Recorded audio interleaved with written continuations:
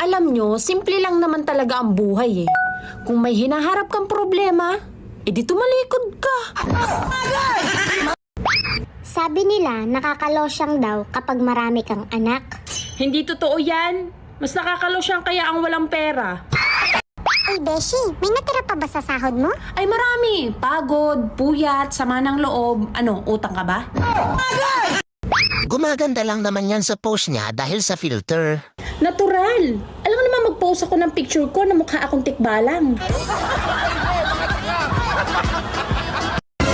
Nakaka-blooming talaga kapag maraming pera. Kaya pala lagi akong haggard. Masarap naman talaga magmahal. Lalo na kung ako yung mamahalin mo.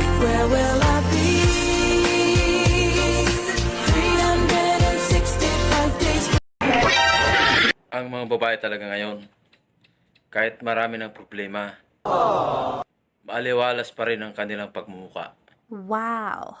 Salamat. sa filter. Ate, ano Tagalog ng good morning? Magandang umaga. Wow, galing. Yung I love you.